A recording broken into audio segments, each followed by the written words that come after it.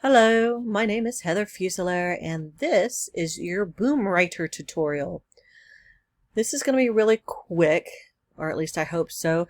There's so much on this website to help increase engagement with your students and their writing skills. This will help with higher order thinking, such as synthesizing what you've learned in your lessons. And with that thought in mind, we're going to focus on signing up as a teacher. Address at the top, boomwriter.com. Click on teacher in order to sign up when you first start. It asks for your basic information as far as an email address to contact you and setting up your password.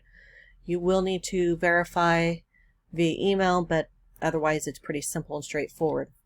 There are different prices depending upon what you want to do, but most of it is actually free to use. So let's go ahead and get started. Logging in, I'm going to log in as a teacher.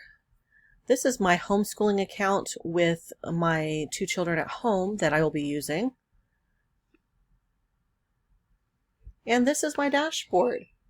I've already been testing it out a little bit. On here, this is where I keep track of my activities that I set up. I have not added any students yet, but I can go ahead and add one. I can create individual accounts. Going through here. But for right now, I'm going to just keep on assignments. The teachers, I can invite a teacher along. I do work with a partner, another music teacher at the school I am assigned to in my district. And they do have a grade book, but I will probably be keeping track of grades more in my district's software online. So, back to my classes.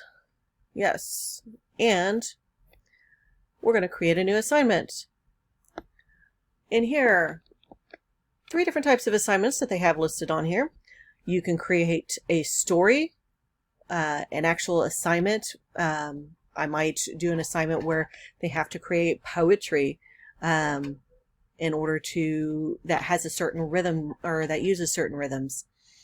A story, they have to create a story based on music that they're listening to.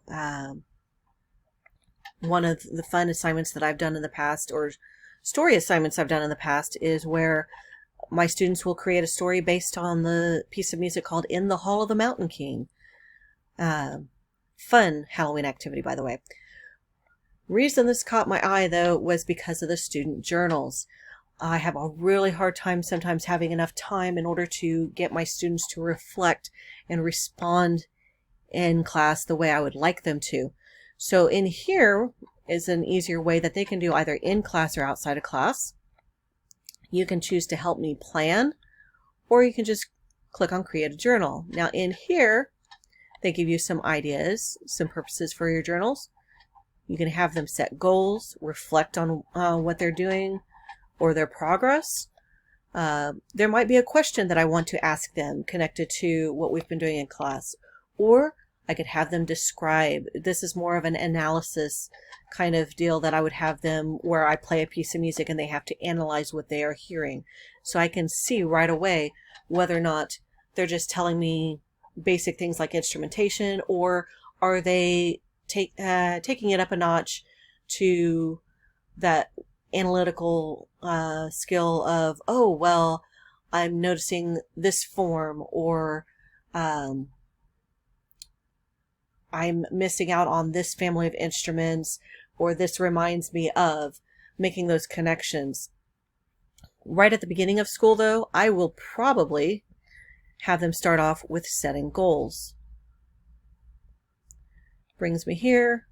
I set the section title, music goals. I can write the instructions here. I'm just going to type something in real quick. I can enter in vocabulary down here that I want them to focus on. I can set the max words.